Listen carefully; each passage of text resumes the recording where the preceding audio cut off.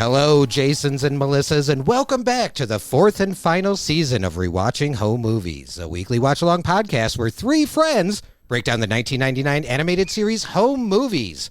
My name's Tim, and I'm obsessed with home movies. My name's Adele, and I'm a home movies newbie. And my name's Marcin, and I've never seen home movies. Home Movies Season 4, Episode 3, titled Bye Bye Greasy.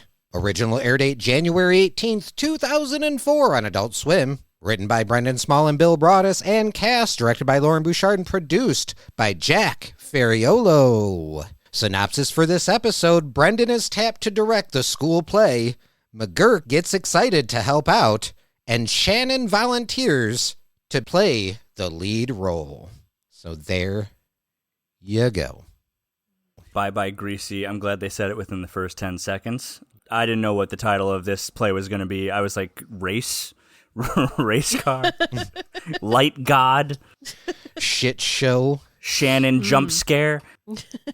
I feel like there was a couple jump scares this episode. I'm not going to lie. Mm-hmm. But before we get into that, you know we got to get into the creative corner, don't we? The creative corner, of course, is something in the realm of creativity you're producing or consuming you just want to bring to light.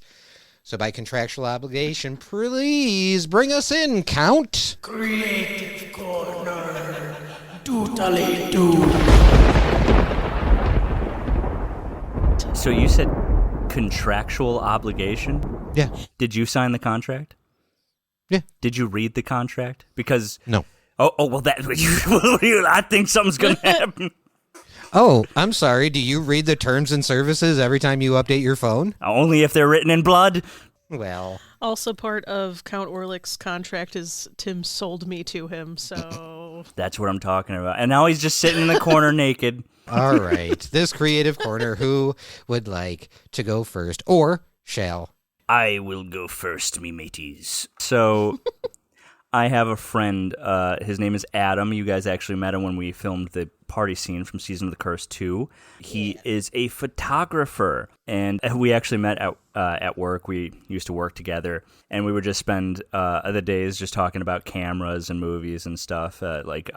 We bonded because he brought up Holy Mountain, and I was like, I hate the Holy Mountain. I fucking hate that movie with my fucking soul. I hate that goddamn movie. And we bonded over that one. That was a nice conversation. But then he started teaching me about cameras and what lenses I should do and what they do with the narrative. And that's something that no YouTube video has taught me before. So we formed a friendship around there. He came to the party scene, and oh god, he was a hero. Holy shit, was he a hero for that scene, helping me out just like as much as possible, just coming in. But he's a photographer.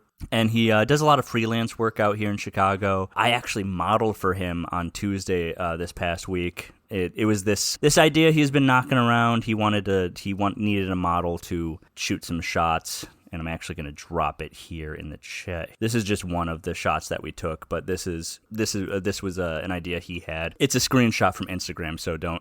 Oh shit. Yeah. He created this whole background of coupons and this table of coupons, and has some pretty strong narrative there for just the times we are all living in. Yeah. That's dope as fuck. Oh, yeah. He made the mask, too. Gosh, damn. Where can we see the rest of his stuff? On Instagram, at Adam Infinity, ADAMINFINITY. That's how you spell infinity, right? Autocorrect? Not in real life. Please don't put that shit. Google? No, stop it. But he's a really dope dude. He is a photographer, and one of his things that he likes to do is when he's just walking down in Chicago is just taking pictures of garbage and trash that he finds around, especially if he sees something in there, because there's something about things that we just throw away and we don't really look at, how you can find some beauty in that. Or not even necessarily beauty, but just some sort of narrative surrounding that idea. So if he finds any like weird garbage or weird trash or just images he likes he just throws it up on his Instagram. He did some pictures of me that I really enjoyed. I didn't post them anywhere because I just find it weird posting like, here's 20 pictures of me randomly. Why not? It's the internet. Because the internet will say things to me and I don't want them to. But he's just a really good photographer, a really good guy. Just go give him some love, y'all. There's a garbage can outside of our Aldi where we live that he would definitely take a picture of. It's a garbage can wrapped in cellophane with a big sign that says, "Do not use," and then people just put their garbage on top of the cellophane. Doesn't that say something right there? Oh, it sure does. It really does. There's a working garbage can literally 5 6 feet, feet yeah. away. Yeah. Yep. Yeah, so that's Adam Infinity on Instagram? Yep. That is Nice. accurate. Adam makes all his own props. He actually is working on this one that he wants me to model for him. He made this giant fucking fish, paper mache, and it's huge and it's painted and it's hanging from the ceiling. Just he does a lot of work for his craft, takes a lot of pictures. He does a lot of freelance, and I highly recommend him. He's a pretty chill dude, and if you need, I mean, if you're in Chicago, obviously, but highly recommend him. He's a very, very nice dude. Nice. Adam Infinity. Very good creative corner. Sweet. Nice. Adele, would you like to go next, or shall I? I'll go next, I guess. Okay. So this was like a couple of weeks ago. Tim and I watched this show, and it's called Four Seasons. Yes. Sorry, I completely forgot we had talked about this being a creative corner. So the thing that intrigued me about the show is that Steve Carell is in it. Love Steve Carell. So is Tina Fey and Will Forte. And that was pretty much all I really knew going in. Coincidentally, I don't know if you guys are in the know, but Tim and I are getting married this year. And the show kind of revolves around 3 married couples. And it's called Four Seasons because there's 8 episodes, and every 2 episodes is like a different season. So spring, summer, fall, winter. And it just kind of goes, it follows this friend group and like their marital issues and their friendship issues and just how they come together as a friend group to kind of like heal and help each other. And it's just a really sweet watch. I think we watched the whole thing in a day. I think we did too. Yeah. Because when we sat down to watch it, we thought it was a movie. Right. Yes. And so we're like, oh, we'll watch this movie. We'll invest 90 minutes to a couple hours into this. And then we were like, oh no, wait, this is a TV show. So we're like, okay, cool. And then we kind of got hooked immediately and really blasted through it. It's one of those shows where like none of these characters are, I wouldn't say any of them are bad necessarily, but they're all flawed. They're people. They're all human. Right. And I think just from a perspective of like marriage and like getting married and all this stuff, it just kind of it's a really nice narrative of like the efforts of marriage and like you're with a person presumably for the rest of your life and what all goes into that and the work it takes. And it's just, it was a really good watch. And anybody who's in that realm, I implore you to watch it. It was really good, really fucking funny, obviously, because there's so many good comedians in it. But and I will say, for having like Steve Carell, Tina Fey, like some real heavy hitters, Will Forte, I just cannot. I love that dude so much. Yeah, I think he was my favorite character.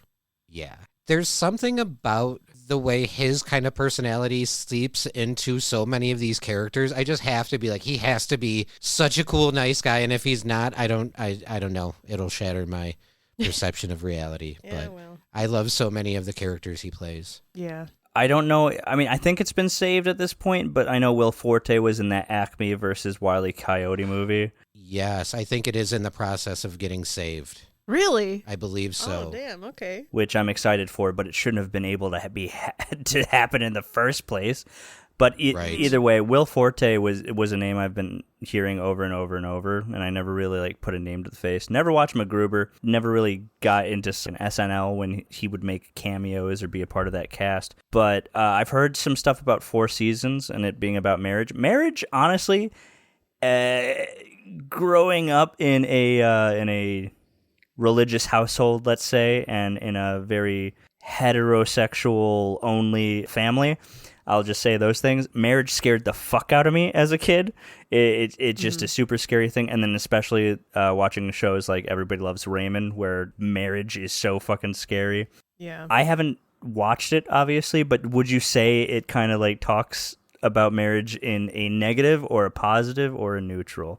Personally, I would say it's more neutral because there is a lot of ups and downs throughout the show. But at the end of the day, it's either you choose each other or you don't. Those are your two options. Yeah, what I found very interesting about it is it's three couples that are friends that all have very different approaches to their relationship and communication and stuff like that, but are still essentially three couples that are friends. So it's very interesting to see each couple's dynamic and then how they deal with certain things that happen in their relationships. Right.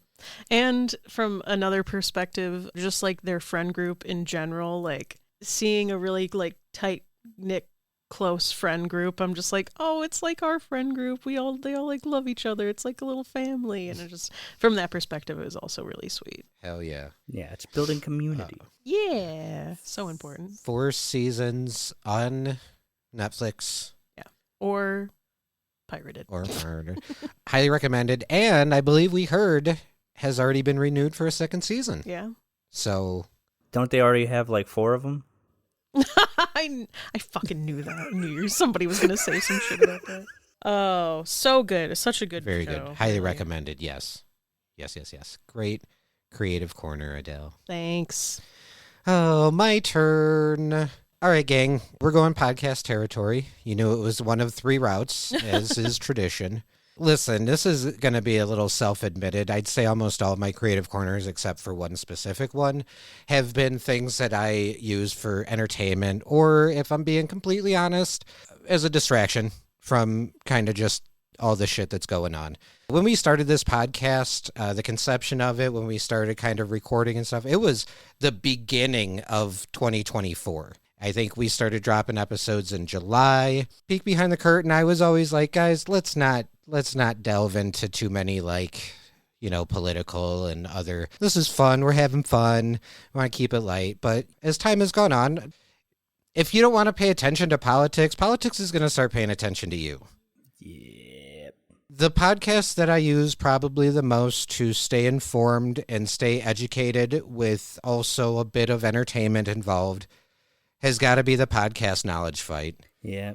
Knowledge Fight, probably from the go, has been one of my most heavily used resources.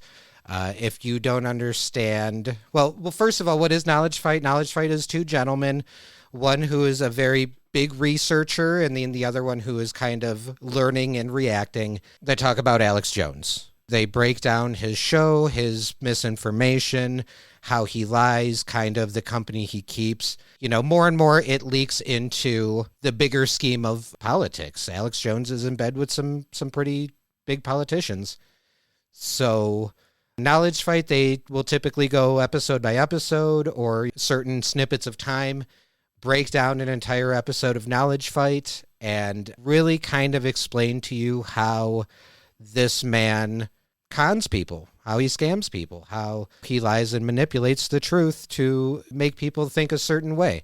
I started listening during COVID. They were a great source of debunking COVID misinformation. And with politics, it's just, you got to stay informed. And a lot of my information comes through the filter of Dan and Jordan on Knowledge Fight. So I think it's only appropriate that I have them as my creative corner. 2 very smart, very informed, very funny dudes that can kind of break it down and make it manageable for you. So if you don't know, Alex Jones's whole thing is InfoWars. That's always been like his brand. So Knowledge Fight is a play on InfoWars to kind of give the alternative perspective on some of the things he's trying to say and do. So yeah, they don't need a shout out. They don't need to be brought to light. They're already like pretty heavily popular. But if you're looking for a podcast to stay informed and get a little bit of entertainment out of it, Knowledge Fight has always been probably my biggest recommendation for podcasts like that. Yeah.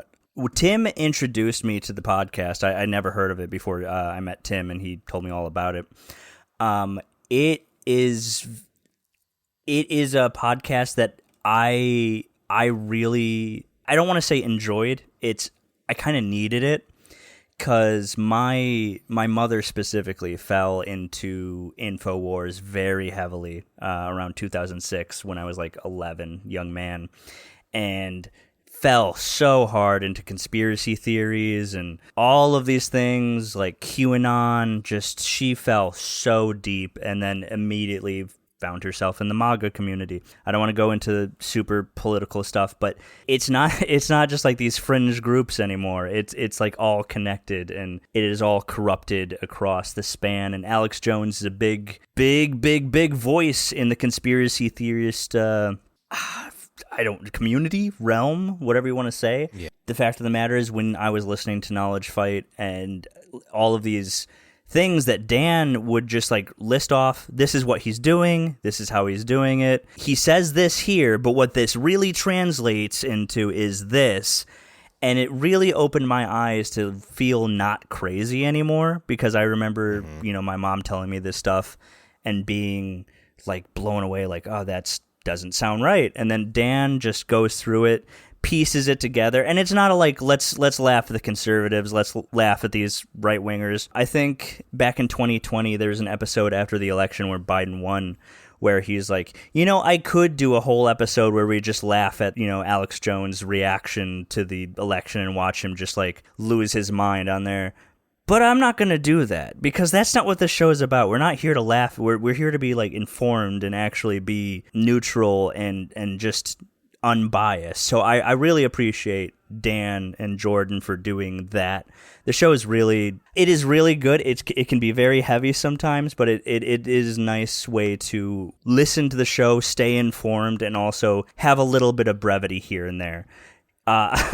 Jordan's righteous anger fuels me sometimes when he just gets so fucking pissed off and says what we're all thinking. Yeah. And then Dan is just like his foil.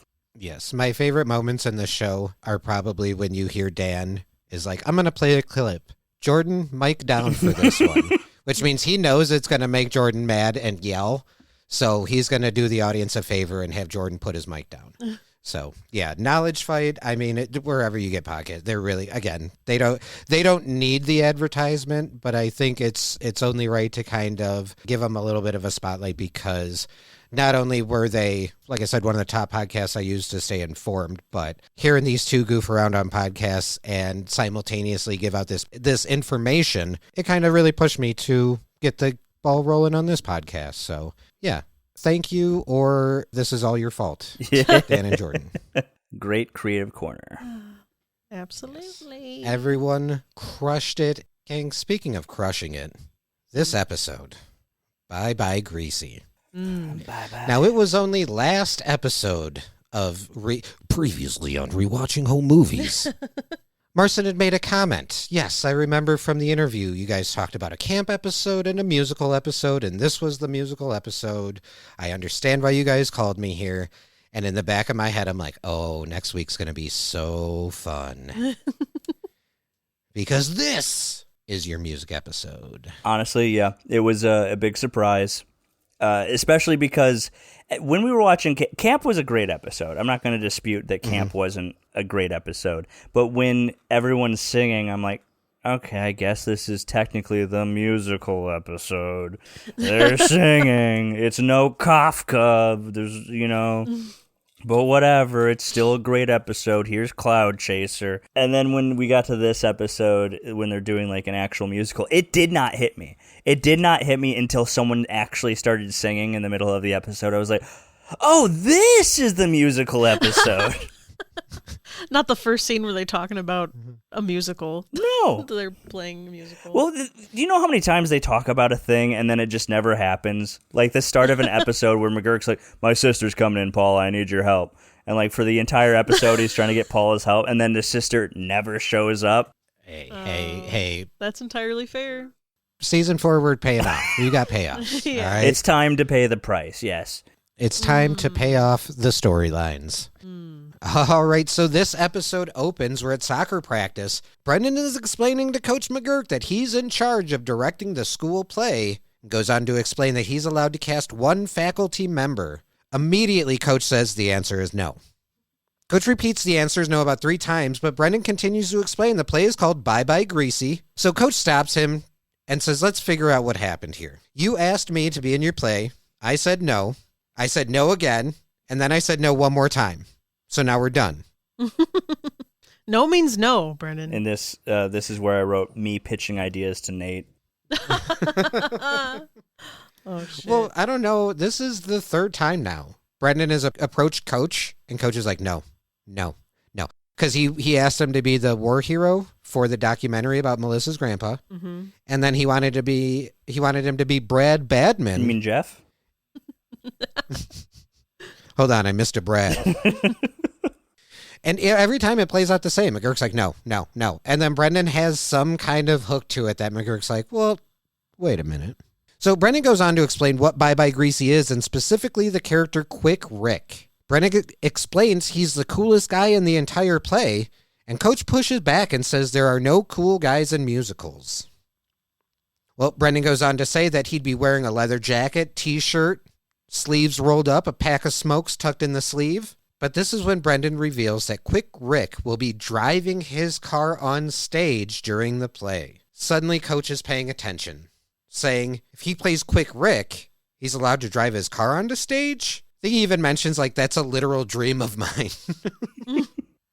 So Brendan shows him the script and says, notice I wrote Quick Rick enters in his car. So Brendan claims the audience will go nuts. So once Brendan lays it out for Coach that he can drive his car on stage, Coach is in. So this is when Melissa approaches with a doctor's note claiming that she found out she's allergic to kiwi and that if she eats it, she will die.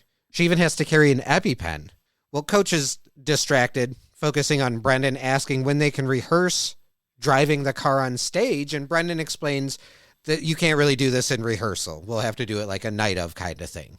So Melissa continues to explain her kiwi allergy, and that's when Coach tells everyone to keep practicing because him and Brendan are going to the car.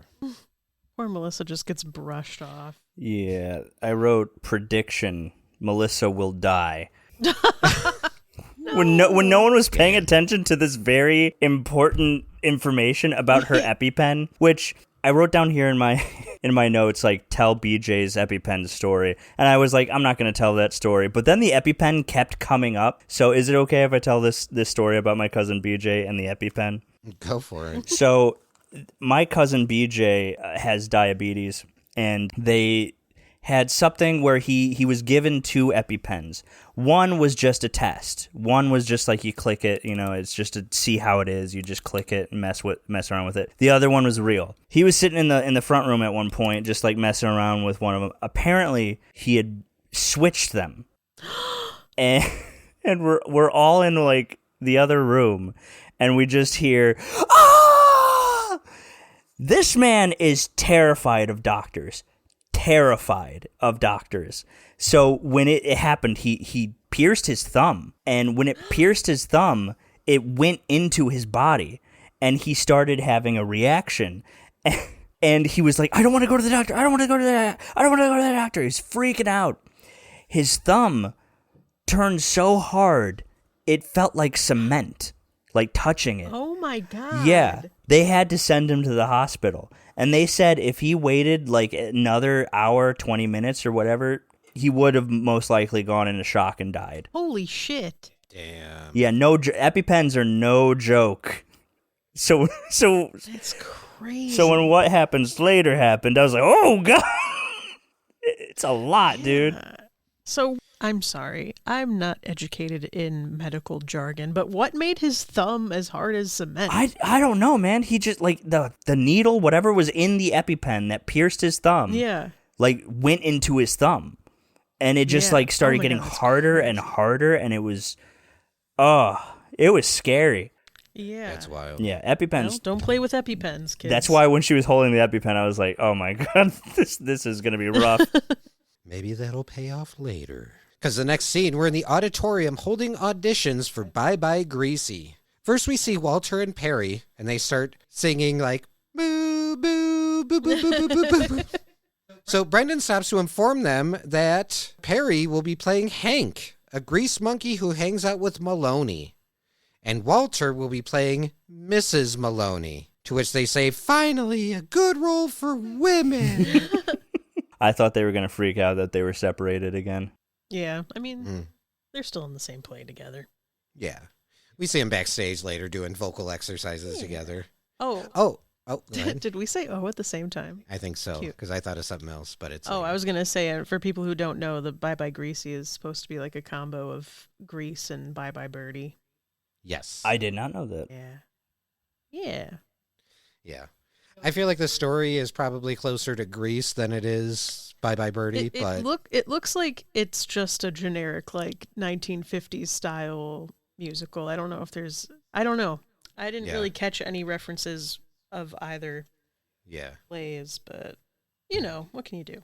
Yeah. They can't really use songs from the musical. Exactly. And I have an interesting note about the songs a little bit later when we get there. So next we have Fenton auditioning as Maloney. Brendan explains he will be playing Maloney and asks Fenton if he'd like to be in charge of the lights. Immediately, Fenton says he will be playing God of Lights. And then up next we have Angela, seemingly shy and mumbling girl who cannot be understood when talking. She mumbles something at one point, and Brendan asks what she said.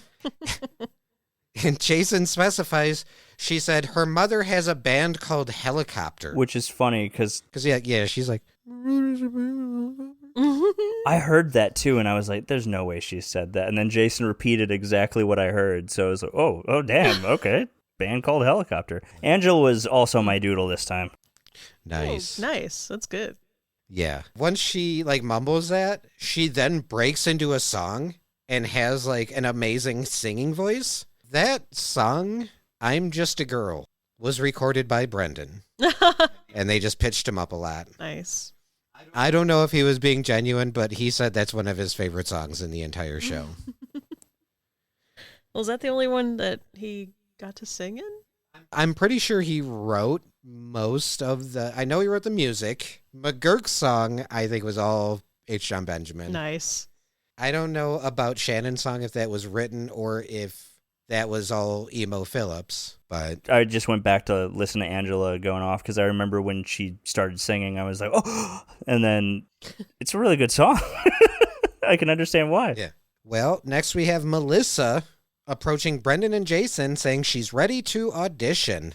Brendan tells her she doesn't need to audition. She already has the part. Melissa assumes it's the lead role of Lena, but that's when Brendan informs her she's actually going to be playing Lena's best friend, Noodles. Melissa pushes back, but Brendan says that Noodles is perfect because Lena has too much singing. Melissa says she loves to sing, and Brendan pushes back saying she's going to be Noodles. Melissa asks how many songs she has, and Brendan said he wanted to talk to her about that. Jason holds up one finger behind him to say she has one song. Oh. I did not catch that. Yeah. That was a good catch. Oh, no, he feels for her. And Brendan pats her on the head at some point. Yeah. Come on, give me a hug. Yeah, let's make up. Well, Brendan says he doesn't want to hear her sing, per se, and suggests that she sing talk. So why? Why? There was no proof that Melissa can't sing. So why force her to do that? It was his vision. Very true. Well, she probably has an amazing voice. Probably. I bet she does. So he even does, let's try this, for example. I am Noodles, how's it going? He's even like, can you do that? That'll be your audition. So when Melissa repeats it with little to no effort or enthusiasm, he's like, congratulations. You got the part. Give me a hug. This is when I wrote in my notes, prediction, Melissa will kill Brendan. And then die from kiwi. Brendan defends himself with a kiwi. So Melissa leaves, and Jason asks what about his part, and Brendan tells him he's going to be playing Chip, Lena's boyfriend. So Jason says he wants to audition and even prepared a song, Brendan tells him to go ahead because he's got to get going. He just leaves Jason in the auditorium alone to sing the song. I like that he leaves, then he even pops his head back in. He's like, hey, good luck. And that's when Jason, alone, sings a little ditty in the style of the great Brazilian jazz crooner Antonio Carlos Jobim, called Brazilian Sunspot. I wish they would have played more of that song for him to sing, because he's got a good little voice, Jason. Well, we do hear him singing more of it later on. Of that song? I believe so. Oh. Yeah, it was a really quick scene, because it's when he's on stage with Angela, and she's like, oh, yeah. just completely scared. And he's like, oh, Brendan. Yeah, I forgot about that. Brendan. Oh, well, now we have Brendan in his room. He's approaching all the toys on his bed, saying hello. We see two gnomes, I believe. He says, hello, Charlie. Hello, Bink Bonk. Hello, Charlie number 2. Hello, Pinky. Did you guys talk to your toys when you were Yeah. kids? Yeah, absolutely. Yeah, they all had names. I used to put them... They all just sleep in the bed with me. I would always put them in the bed when we were going to watch a movie together. So I would have all of my... Oh. I would have all my small soldiers, both Gorgonites and... That's so cute. And we'd watch Small Soldiers. Living in harmony. Well, I would put them on one side, and then I'd put the others on the other side, and then we'd watch the movie. Right. So there's no shenanigans. Yeah, I don't want them to get too comfortable. Otherwise, there's no movie. Right. Well, I don't know if you noticed, but as he's walking in and saying hello to his toys, we do see in the background that there is a window that appears to be open. Oh, and the curtains are flying. The drapes are they're flying in the wind. So after Brendan says hello to all of his toys, we see behind his bedroom door is Shannon. Genuinely scared me when the door closed and it was Shannon. We haven't seen him in a while. Yeah. I think the last time we saw him was when he was drawing on the principal office door. Yeah, so that was episode 1 of season 4. But he didn't say anything. He was just his character model drawing interim on Lynch's door. But now he's here and he has some things to say. I think the last time he actually had a speaking role was in Politics, season 2, episode 1. That was the last time we've heard him talk. I'm pretty sure. Yeah, that sounds right. Damn. Yeah. Well, I'm glad he's back. Yeah, me too. Well, the first thing he says is hello to Brendan and scares the absolute shit out of him. Brendan jumps and says, what are you doing in my room? And Shannon says, you left the window open. Well, Brendan argues, I don't care if I left the window open. That doesn't mean you can come into my room. And Shannon pushes back and says that, yeah, that's exactly what it means. You didn't have to break in order to enter. It's true. I like this. Brendan tells Shannon not to touch him. He's like, don't touch me. And then asks him what he's doing in his room. And that's when Shannon says he has a favor to ask. Brendan says he doesn't have a lot of time. It's going to be tied up directing the school play, so he doesn't really have time for favors right now. And Shannon tells him, well, that is the favor. I want to be in the play. So Brendan laughs at the idea, and Shannon says that he's offended. So Shannon points out Brendan's embarrassing PJs with the little feet. And it shows them, I think they're supposed to be like Aquaman PJs. I was actually looking at them. They're supposed to be Aquaman PJs just from the green and orange, and the scale is on the orange. But it also has wings on the ankles, the feet, which is Marvel's version of Aquaman Namor. So I think it was a mix of the two. Ooh. Nerd. Yeah. Yeah. We're all nerds here. No.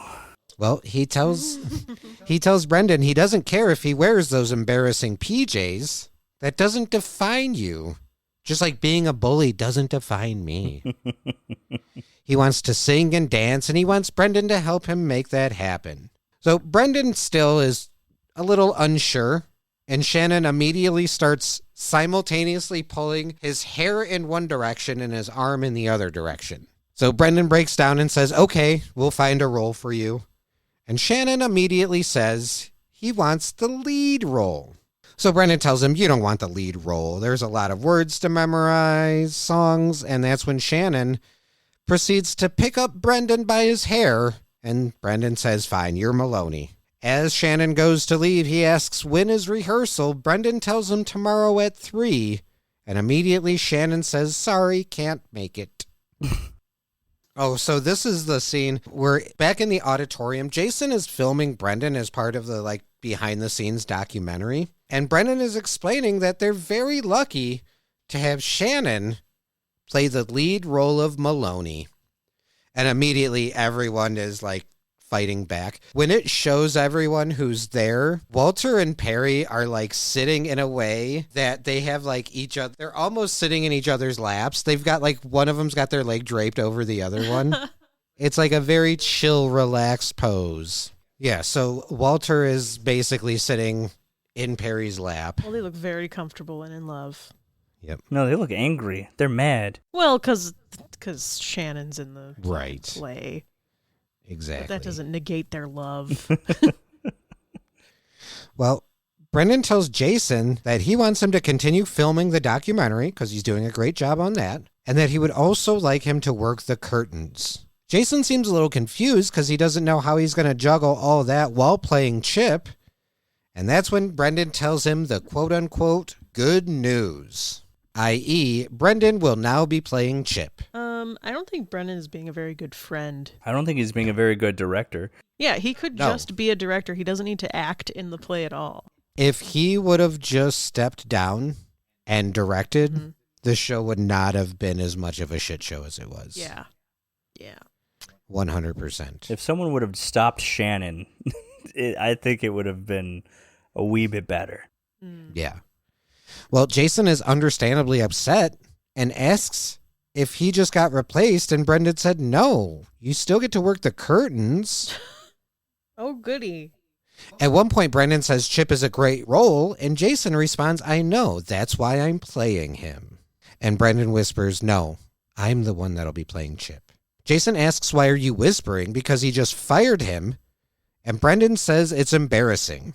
And Jason says he knows it's embarrassing to get fired. If he would have just let Melissa be the lead and Jason be, what's his name, Chip? Yep. The play would have been great. I don't know why he had to, I mean, he kind of was bullied into getting Shannon on there, and he was blown away by, what's her name? Angela? Angela. Yeah. But I don't know. He could have let, later on when he needs a replacement, he could have let Jason be Chip. He didn't have to. Everything got jumbled up, and he didn't even have to be part of any of it. Yeah. It could have all been fixed very, very easily. Yes. If he wouldn't have freaked out as director. Bit off more than he could chew. Agreed. Well, next we see Melissa approaching Junior Adelberg. He says, hello, Melissa. How's it going? And she says, good, but you can call me Noodles. A little flirty. Junior says he'll do that, and Melissa asks Junior if she can ask him a question. She proceeds to ask if she accidentally eats a kiwi, will he stick her with her EpiPen so she don't die? That's when Junior says, I don't like needles, Noodles, but I will give you mouth to mouth. Ooh. Now, I was a little creeped out by that. That's a bit creepy, right? Yeah. Yeah, I think so. Yeah, okay. All right, cool. Melissa even says, yeah, I don't think that would help. Yeah. There was a little bit of flirting from Junior towards Melissa, obviously. I was really hoping Jason would see that and get a little jealous, but didn't happen. Didn't come to fruition. He was jealous of Brendan. Nope. Yeah. Well, after Melissa says, I don't think that'll help, we see the lights get turned off and we hear Fenton say, oops. So that's when we have the black screen that shows 2 weeks later. And now we see Brendan and Shannon on stage rehearsing lines. Once again, the lights get turned off and we hear Fenton say, sorry, Bren, I made a boo-boo. Everything's cool. The light god.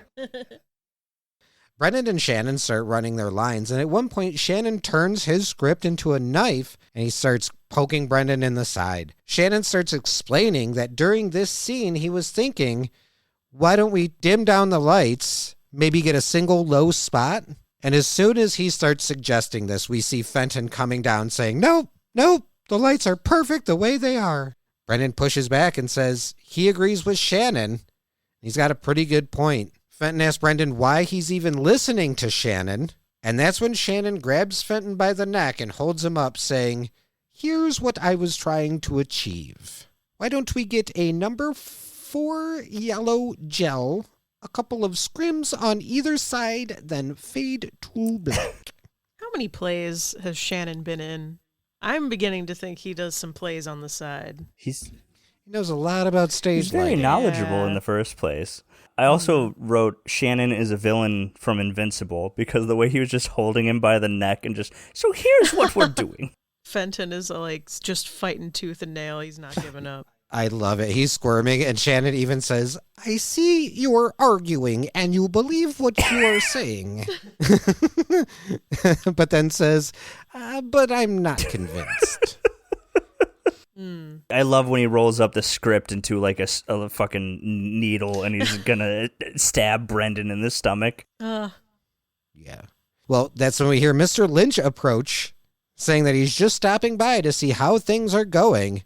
And Brendan says they're going smoothly, so you can move along.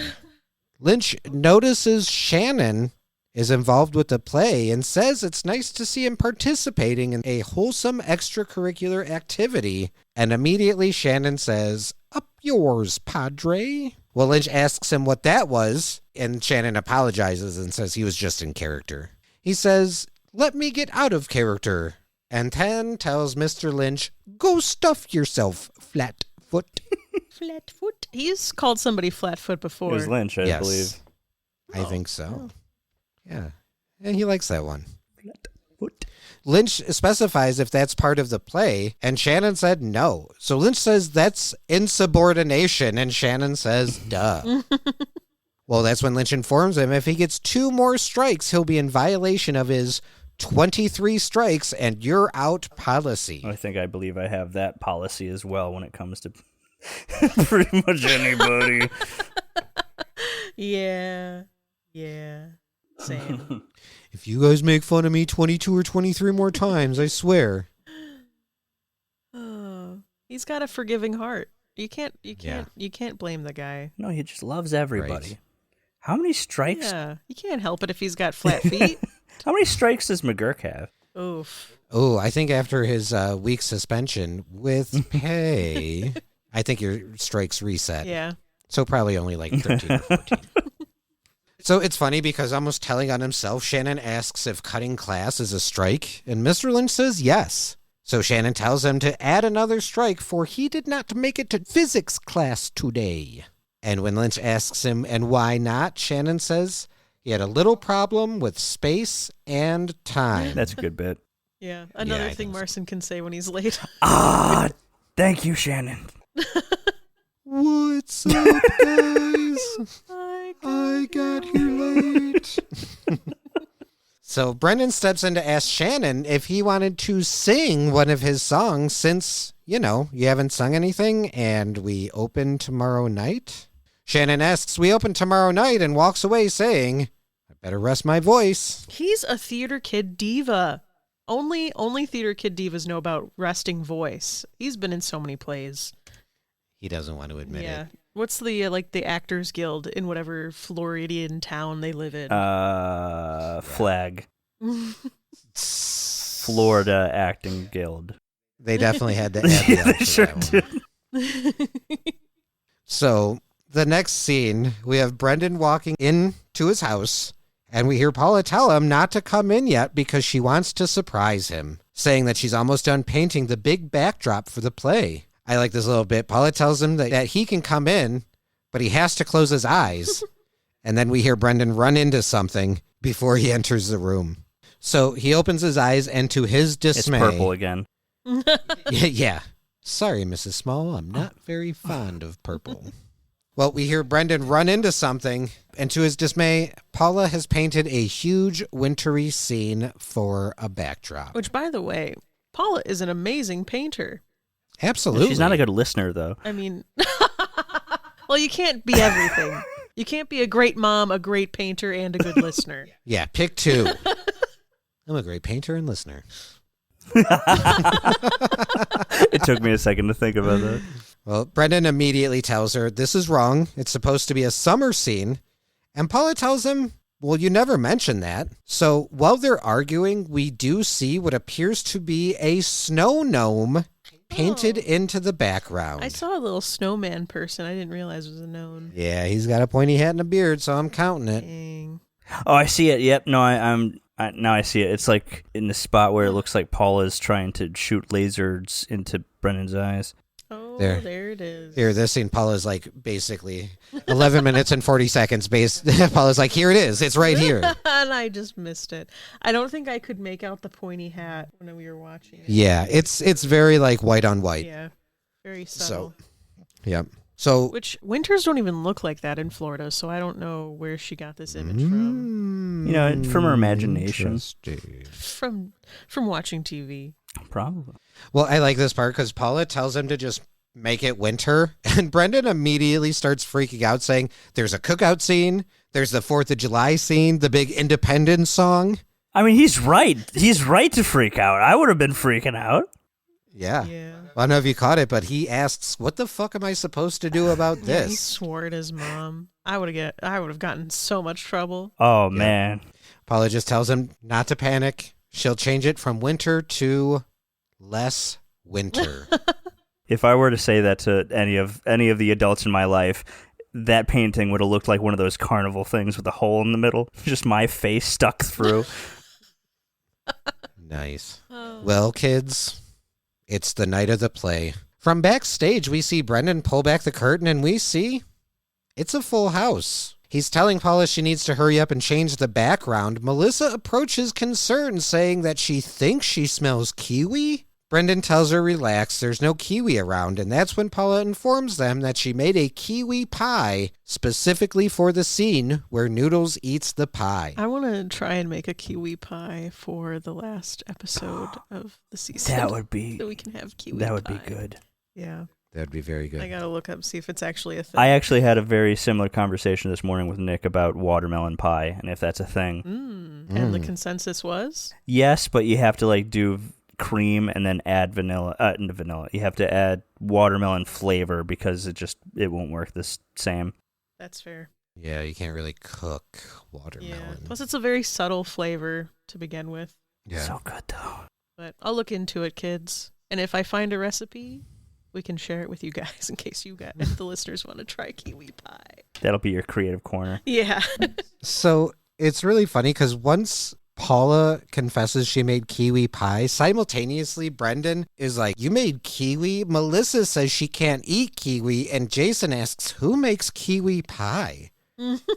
And Brendan even points out, yeah, that's very specific. So Melissa asks Paula if she's trying to kill her and explains she cannot eat kiwi because she's allergic. Brendan tells her not to actually eat it, just pretend to eat. And Melissa has to repeat to herself, don't eat the pie, don't eat the pie. So that's when Walter approaches saying he thinks something is wrong with Lena. And Brendan quickly brushes it off saying she'll be fine. So that's when Jason points out that Shannon's not there yet. And Melissa points out that he's in the first scene. So this scene is like, especially at this part, it's like super stressful. We hear Fenton over the walkie-talkies saying, bringing the house lights down in 3. Jason points out still no Shannon. 2. Mr. Lynch approaches to wish everyone good luck. 1. And then tells everyone that Shannon has been suspended. The whole time the camera is zooming in on Fenton's voice on the on the comms, just and the red lights blinking. It was like a scene out of Jurassic Park when the fucking light's about to go out. Yeah. Fenton says, house lights down. And Mr. Lynch says, break a leg and have a good show. So we get a quick outside shot. We're at the Alan B. Foreman New Auditorium with a sign underneath saying, tonight only, Bye Bye Greasy. Who's Alan B. Foreman? No idea. Oh, should I have looked that up? Get him on the show. Get him on the show. Write that down. Write that down. Maybe someone had a baby and they named him Alan, and he's Foreman. So he's like, Alan B. Foreman, you know? Alan B. Foreman. I don't think I'm going to figure out who this man is. Because I'm gonna guess friend or family member of an animator. Yeah, it's just like lawyers coming up. Just a bunch of lawyers that all kind of look similar. Yeah, I don't know who that Bunch of goddamn lawyers. All right. Well, now we're backstage. We see Walter and Perry are doing singing/vocal exercises. And we pan over to Brendan talking to Mr. Lynch, asking him why he suspended Shannon. Jason informs Brendan that the curtains are going up, and Mr. Lynch explains he received an anonymous phone call accusing Shannon of defacing school property. And when he confronted Shannon with the accusation, he admitted it. And that was strike 23, with the punishment being 3 days suspension. And that goes for anyone else who misses the urinal on purpose. Good. Brendan decides last minute that he'll play Maloney and Jason will play Chip. And Jason points out that the curtain is up. All right, so now we have the opening scene of the play. In the background is a half green grass, half winter scene. Walter is playing the role of Maloney's mom and calls for her son Raymond. That's when Brendan comes running into the scene saying, "Just a minute, I gotta get the timing right on the carburetor." To which Mrs. Maloney replies, "Sometimes I think you'd be happier if you were born a car instead of a boy." And that's when we launch into, I don't know why I like this song. And I'm pretty sure I have sung this song in front of Adele well before we started this podcast. Yeah. I don't even know if I ever questioned it. I think that's just Tim being Tim. But that's because Adele will start singing random songs too, and Tim's just like, "I'm gonna marry that one." Yeah, he is. It's such like a little kid play of like the line literally like, "You'd be happier if you were a car instead of a boy. Boom, boom, boom, boom. If you were a car instead of a I'm boy." glad you asked about that thing. Yes. And Well, mid-song, we get cut short by someone dropping the curtains on Walter while he says, "What the fuck?" And in the background, you hear Melissa say sorry. see, now this is where I wrote in my notes, musical episode, not camp. This is when this was like, oh, so it is a musical episode. We held auditions where people sang. Over halfway through the I mean, there have been episode, random episodes where people start singing. Like, would you count the Battle of the Bands episode as a musical episode? They had one song. Would you count Renaissance as a musical episode? They had like 3 songs. Yeah, that one I would. That one I actually would. Yeah. 100%, yeah.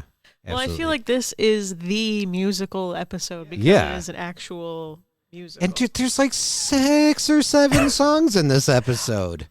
You got 4 songs deep and you're like, wait a minute. Wait, hold on. I'm starting to figure things I genuinely was like, I Hold on. didn't think. The third line of the episode when McGurk says there's no cool guys in musicals. Again, I will go back to my point of they say things and then never pay them off. I like the whole part. I thought That was season 2 shit, man. We're in season 4 now. that's why I was dog. like, okay. We're paying shit back. I was like, Big damn. So time. there is a musical. Okay, let's go. Oh, I just love We that it got- was over halfway through the episode. we got Yeah. Chekhov's EpiPen in this episode, man. We're doing shit. We pay off shit Oh yeah, now. yeah. That one's a big one. Well, now we have Brendan approaching Melissa, saying that Noodles is next, and remember to sing talk. And she mentions someone has to take the ropes, and that's when Mr. Lynch steps in and says, "Oop, that's me." So now we have the scene of Melissa as Noodles, sing talking about not having a date tonight. In the song, it says she's been working out to try to trim these bulging thighs. But the results don't seem to be lasting, Lena. So I might as well stay home and eat myself some pies. And without thinking, Melissa takes a bite of the pie and immediately starts freaking out, saying, "I had kiwi. This isn't part of the song. And someone needs to stick her with her EpiPen." Did we ever, because they cut to the audience during this song, did we ever clock who was in the audience? It's just a bunch of randoms. I don't think we had anybody that we've seen before. Actually, that's not true. Yeah, you want to know someone who is in the audience that we would recognize? Adelberg's wife. Tim! Stop the podcast. Pull it up. Hold on a second. Podcast is over. Print screen. I'm not going to look foolish on my own podcast. After you just dogged on Marcin for 5 minutes for the musical thing.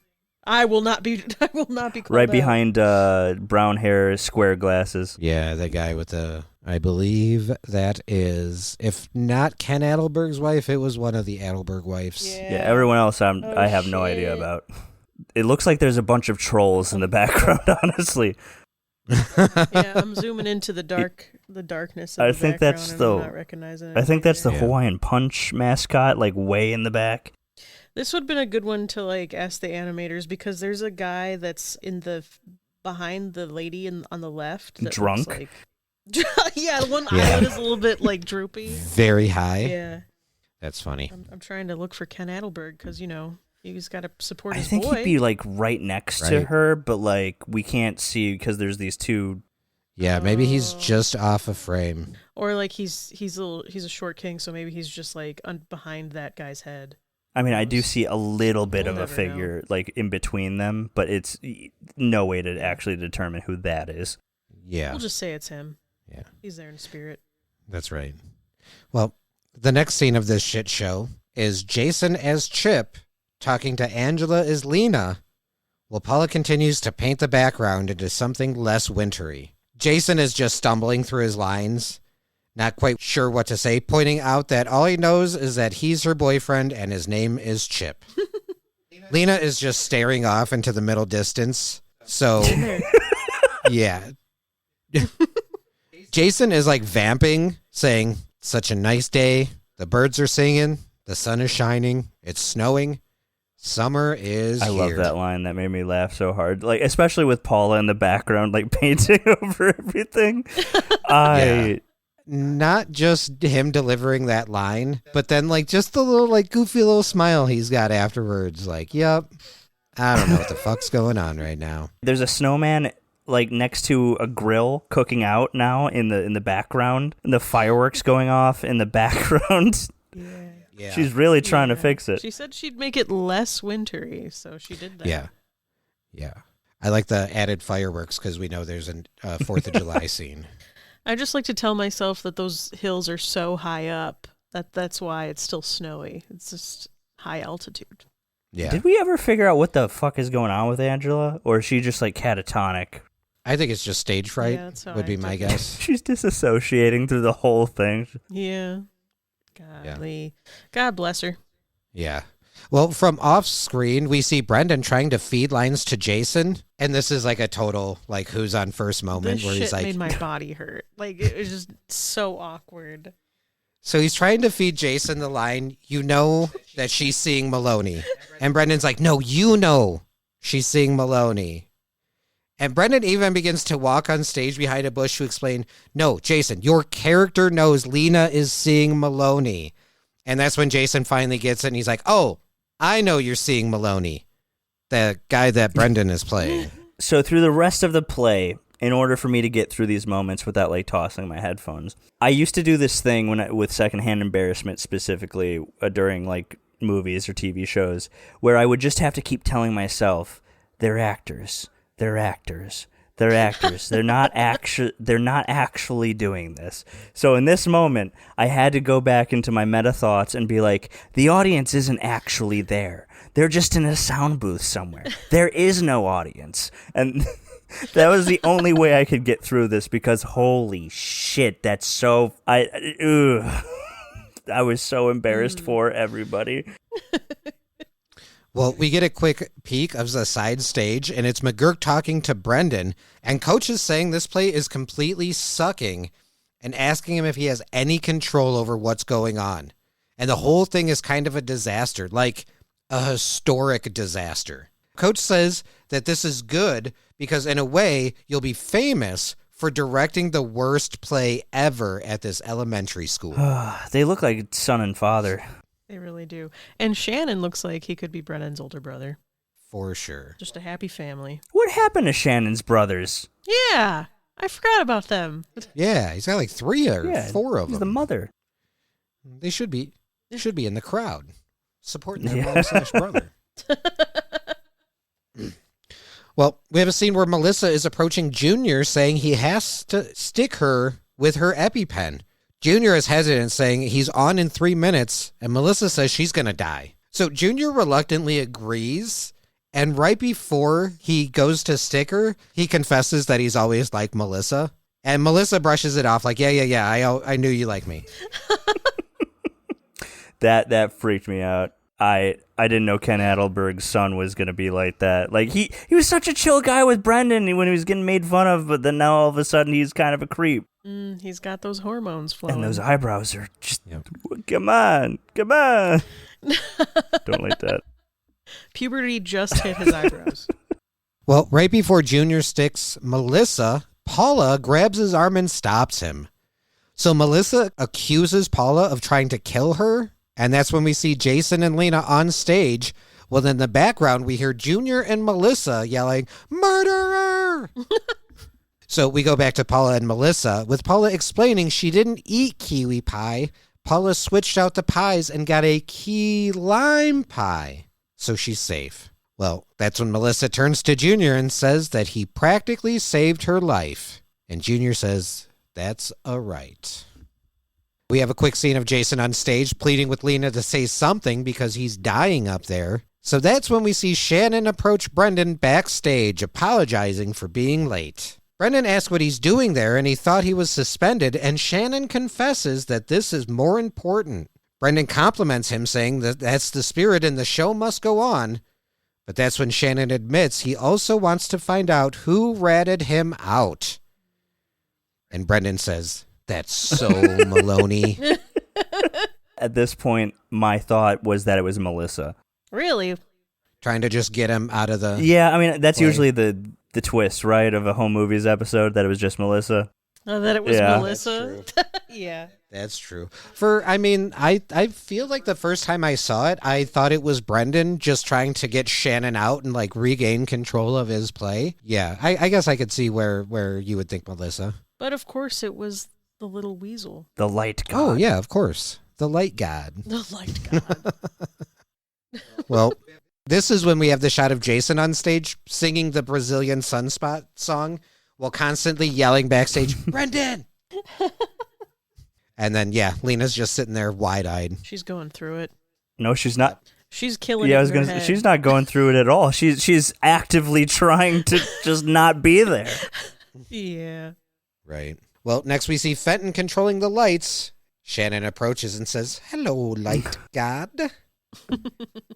And immediately Fenton says, what are you doing here? You're suspended. I mean, I squealed on you. So he can't help but tattle on himself before simply saying, welcome back. So Brendan enters the scene asking Fenton why he did it. And Fenton said that Shannon was ruining his play by messing with the lights. Wild accusation. Right? Shannon asked Brendan if he would mind terribly excusing them for a moment. I like how Brendan like fades into the darkness with an Yes. angry look. He's like, yeah, you do what you got to do. It was fun. I hope that we never see Fenton again after this episode, so we can just canonically say that he died. Well, this is one of the times I'm happy to deliver some bad news to you. He comes back. Big time. You can't kill a god, it seems.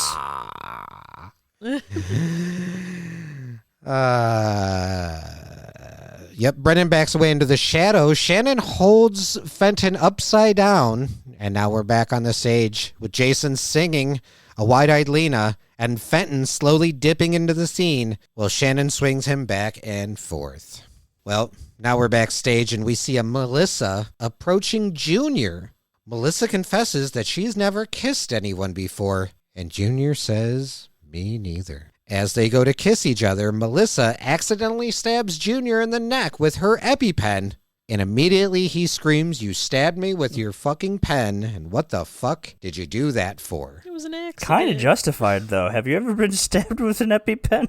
No.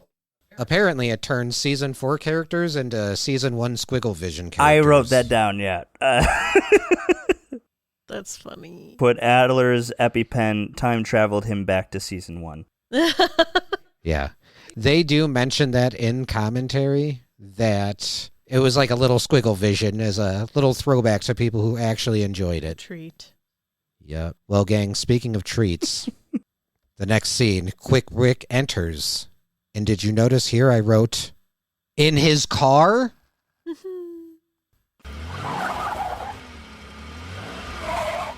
Quick, Rick, you're the Quick, best drag racer Rick. I've ever seen. Come on.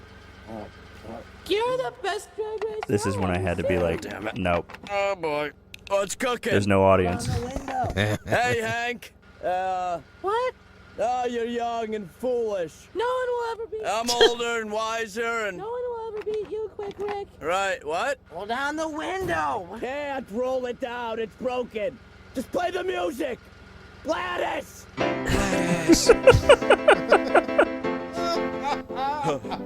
I'll race. To feel the wind in my face and I'll race. To feel alive and I'll race. To feel like I own this place. And I'll race until I die. I'll race until our races. I'll race with one big shout. I'll race against the clock. And I'll race against myself. And I'll race. And I'll race.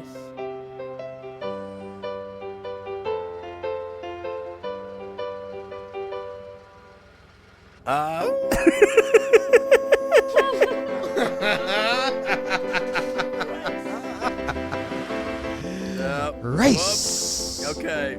Oh. Move out. You two. Move aside. I gotta back up. Oh my god. Somebody move that box. Oh, this. Yeah.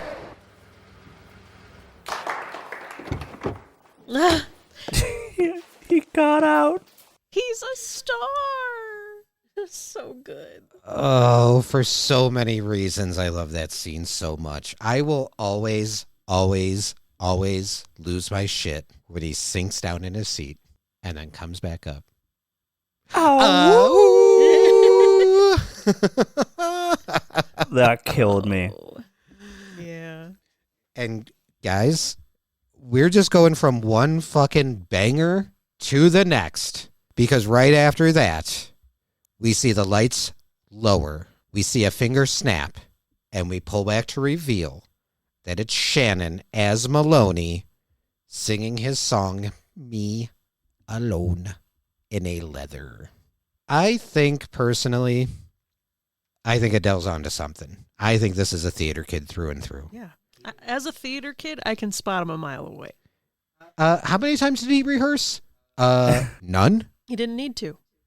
Yeah, because he fucking crushed this song. He's a big fan of Old Blue Eyes.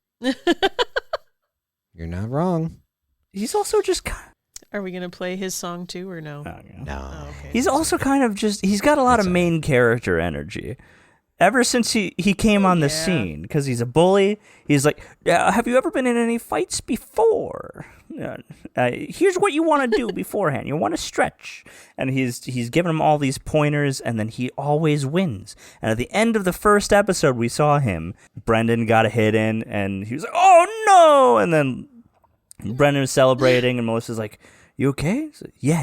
He just needed this. Like, he doesn't care. Oh. Yeah. We saw from day one he was an actor. Yeah. Yeah. Hell yeah. I feel like he's who a healed person would be. Mm. It's like, I don't need this, but I need this. He's a dynamic bully. He's got Yeah. layers. Absolutely. So we see Brendan on the side of the stage with a big smile on his face, like really enjoying the show.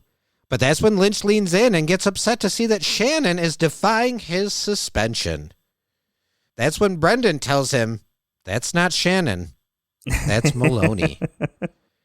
And Lynch replies, no, that's Shannon. You can tell by his thing. When he said that's not Shannon, that's Maloney, that 100% reminded me of Marcin. I felt it though. Yeah. Especially when he came back. He's like, I came back to figure out who set me up, and he's like, oh, that's so Maloney. Yeah. Well, that's when Fenton walks up, holding his nose and saying, he punched me. When Lynch asks who, Fenton says, me did. I punched myself. It's a lighting thing. So we cut back to Shannon finishing his song on top of the Reckless Mobile, like very theatric. His backup dancers pop up, and one of them is Junior Adelberg, whose eye is twitching, still feeling the side effects of Melissa's EpiPen. He needs to go to the hospital. 100%. We get a shot of the crowd who's really enjoying the show. Shannon finishes the song, Junior passes out, and the audience starts cheering. Do we get a bigger picture of the crowd or no? Oh, maybe. Because I noticed we did during McGurk's song, but we were so enthralled. Oh, we did, didn't we? Yeah. Sorry. Oh, I think we see him through. I think it's the same still frame. Yeah, I'm pretty sure. Yeah, I think it's the same shot. Yeah. When we were watching during McGurk's scene, though, there was like right before he tells Gladys to play the music, there's like a wider shot. One thing I did notice that's different in the two shots. One, the little girl in the front has her eyes open. In the first shot, she has them closed. But there's an older black woman in the second row. And in the first shot, she's just kind of just sitting there chilling, enjoying it. But when Shannon gets done with his song, oh, she's in love. she is like hands on cheeks like, oh, look at this guy. Are these four people in the front somebody? I bet if you asked an animator, they'd be like, oh, it was modeled after these people that I know. Maybe someone's family? Maybe, baby. They have so many character models they can just use over and over, and it feels like every episode they have more and more just random character models. Right. Every time, like, who are you people? Yeah, for real. That's me every day when I'm out in public. All these NPCs. Yeah. Who are you people? That's me when I go to Walmart. Also going through the part of McGurk's song, there's a still frame of Lynch, Paula, Walter, Jason, Melissa. Yeah, and Jason's got his hands on his head, or his arms on his head. Melissa's holding one eye open, but like trying to cover it, but trying to peek. That was you when you first watched this scene. Yeah, Melissa's got the secondhand embarrassment for sure. But then Walter's like, he is all about it. But dude, Jason's face too, and his hands on his head, Jason's face is kind of like, he's doing so good. He's proud of I'm him. gonna get every moment that Jason puts his hands on his head. And then I'm gonna figure out what the body language is in the context of each of those moments. What triggers it? Yeah. Well, after Shannon's song and Junior passing out, the audience starts cheering while Shannon and Perry can be seen taking bows. Jason approaches Brendan and says there's like 5 scenes left in this play, and it sort of breaks the flow of a play when the actors bow and say goodnight. Brendan says let's just let them be finished, as we see Walter pushing the bench with a still frozen Lena onto the stage. So the final scene, we have Brendan giving Coach McGurk a ride. McGurk's like riding on the front of his bike. Coach is complaining he'd like to get home sometime this week, and Brendan says he didn't ask Coach to drive his car off stage. But Coach argues, yeah, but if you didn't convince me to be in your stupid play, I wouldn't have driven my car off stage. So they argue back and forth a little bit, and that's when we see Shannon pull up next to them on his bike. He thanks Brendan for the opportunity to perform and said he really enjoyed it. Brendan, obviously annoyed, said, I'm glad you enjoyed it, but he personally had a horrible time. Shannon asks if he wants to race, and Coach says, let's do it. But Brendan is obviously struggling to pedal his bike with McGurk on the front. So Coach says, I think we lost, and it was totally embarrassing. And that's the end of Season 4, Episode 3, Bye Bye Greasy. And over the end credits, we enjoy McGurk's song. And I'll race. So good. Really good. And that last shot there with them on the bike, just a little bit of detail from the animators. You can just see the little bit of flat tire. Yeah, just a little bit. Yeah. You even, I think, hear it in the audio a little bit when they're pedaling. Classic sound of a bike tire that's a little underinflated. So they did a really good job with the sound on that part. Great job in general. Yeah, they're killing it. Just Shannon's bike, though, the way that it has some like style to it, where it has just that big number 1 and it's blue and it, a lot of detail. The one headlight on the front. Yep. Well, and plus you got a classic episode where you've got all these characters in costumes. So even that quick shot we see of like Lynch and Paula off to the side, Walter's dressed as Mrs. Maloney, Jason's got the chip jacket on, Melissa's dressed as Noodles. You know, you had to costume up these character designs. So Always a good job. And just the chaos of this episode and of the play, and then it all just coming together in the end. And then the added chaos of like, Brendan, we still have like 5 scenes left in this play. And Brendan's like, nope, we're done, dude. It's over. So just such a great episode. Amazing pacing. Holy shit. This episode honestly was very fast to break down because it just flowed so well. And little side note, 3 audio commentaries on this episode. Really? One was Brendan, Lauren Bouchard, and Ronald Lynch. So that one was pretty good. And then the other one was H. John Benjamin, Melissa, Lauren Bouchard again, and then Eugene Merman. They were all very fun to listen to and very chaotic. I didn't learn too much. I learned that Brendan sang the I'm Just a Girl song. I learned that Bill Broadus came up like the day they were going to record the audio for this episode. As they were pulling into the lot, that's when Bill Broadus decided to add the aspect of McGurk driving in on his car and not being able to roll down the window, which is like, just like literally the pinnacle of this episode. The pullback to reveal the audience perspective and McGurk is just very muffled and you hear more piano than anything. I'll lose it every time. It's so funny. And he kills it. He absolutely does. kills it. Absolutely. He's a star. He's got to be more stuff. The way that he's dancing with his body at the same time, because he's like pointing like that.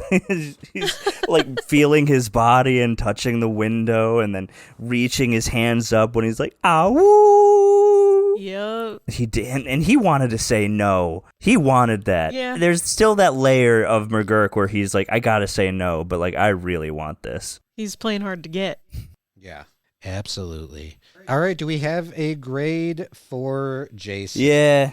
So I didn't really get a lot from Jason this episode, like as far as like he had stuff to do, but he wasn't really like a prevalent character of the overarching story. So I was going to give him like a B plus, but then just that scene where he's singing Brazilian Sunspot and he's like, Brendan, Brendan. Brennan. So I was like, I'll give him an A for that. That made me laugh. Brennan. Oh, nice. Nice. Yeah, he had it rough this episode, from getting cast as Chip and then losing Chip and then getting recast as Chip last minute when he obviously didn't learn the lines or anything. Right. Just that when we see him and he's like, you got to audition, but like, good luck, and he just leaves and he's doing it alone. He's just dancing in front of an empty theater. I was like, I'll give you a B plus for that, buddy. And then he's just Brennan. that just killed me. So just A, easy A. Nice. Perfect. Hell yeah, great grade for Jason. Easy A, Emma Stone's best movie. Let's do grades for the episode. Who would like to go first, or shall I? I'll go first. Adele. I love musicals. I love music. I love theater. It's an A+ for me. Hell yeah. There's no Dwayne, which for a musical, where is Dwayne? Dwayne could have been doing the music. For Brendan sure. definitely should have tapped Dwayne for that one. 100%. It's okay.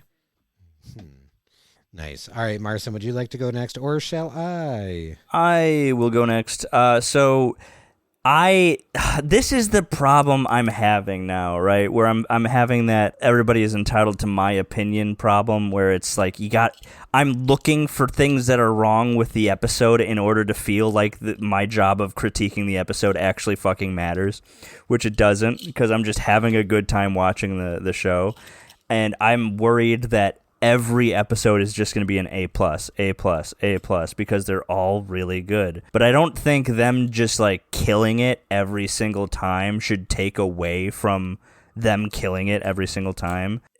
A+, like it like easy A+, like it was an A, like it was an A all the way up until woo, and then immediately like, yeah, no, this is fucking amazing.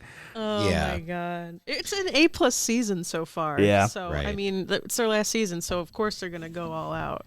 It's their last season. It's the only season, from what I understand, they went into knowing that this is going to be the last one, guys. So the stories got bigger, the premises got bigger. They took some some big swings, and I think it really paid off. I could almost see them in the writer's room at the beginning of season 4 being like, okay, throw out as many, like, what fun ideas can we do for those last, because they've gone to camp, they've done a musical.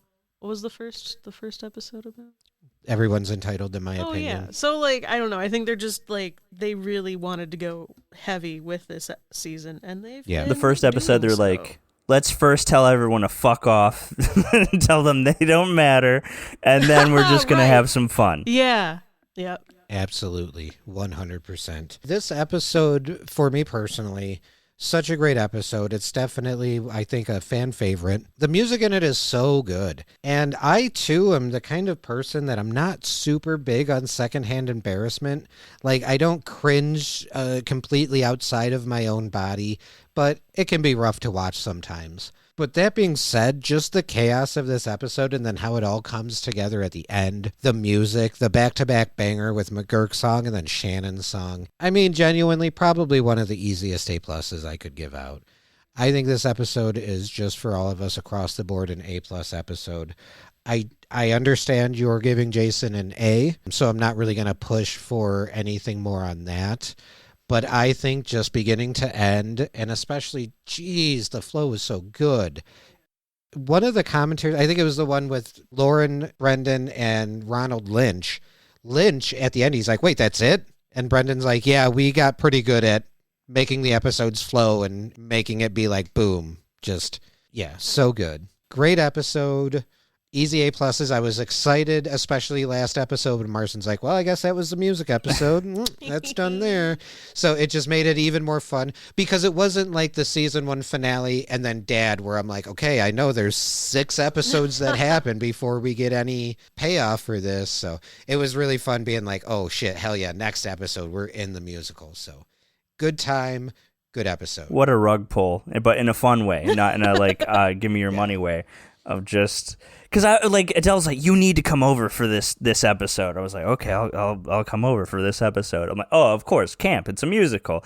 Hi guys, I was late, and just the end with Scab, and then this episode, legitimately, because I was like, there's no way they're gonna have a musical episode without Dwayne there, and Dwayne wasn't there, so I was like, no musical. Yeah. And then Walter started going off. I was like, wait a second. This might be the musical. Yeah, so very fun time. And I think as far as earworms go, if I take no earworm from this show, which is impossible because even today when I was at a thrift store, I saw a DVD player and I was like, DVD. But if I don't come away with this from this show without going, ah, woo, just randomly, I don't know what's going on. Yeah, randomly just to Adele. Bum, bum, bum, bum. If you were a car instead of a boy, you'd have headlights instead of eyes. And tires instead of feet. Tim needs to be in a musical. Yeah. Let's do it. Let's do a musical, y'all. Yeah. Okay, I need to write a Down. musical song. Let's go. Marcin's like, I need to write another musical. I need to write a third musical. Cool. Oh, we did it. We did it. Yay. Season Anything 4, episode to plug 3. or promote? I've been posting on my art Instagram again. Have Do you? it. I Drop it. have. It's Artisanal of Oddity, aka Art is Anal of Oddity. Let's go. I'm going to be looking at it right now. You're about to get some comments.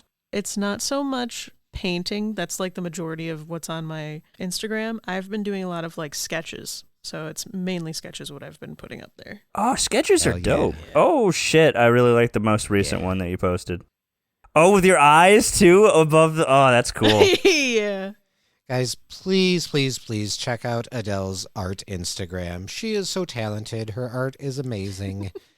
I think everyone should consume it, except AI. I'll beat it up if it does. Yeah.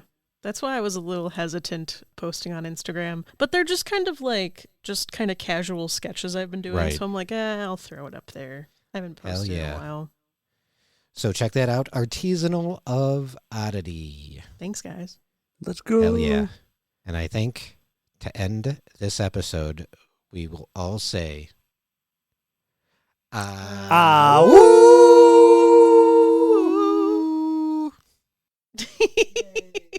That's going to do it for this episode of Rewatching Home Movies. Join us next week for Season 4, Episode 4, The Heart Smashers. If you liked what you heard, check out our Linktree at linktree/RHMPod. There you can like, follow, and subscribe. Support us on TipJar, send us an email to request free stickers, or leave us a 5-star review. I will read 5-star reviews on the podcast. Thanks to Chris Bongat for the lo-fi version of our theme song, and Nick for the refresh of our logo. On behalf of myself, Tim, and my co-host Marcin, and Adele, thank you for rewatching home movies with us. We'll see you next week. Bye.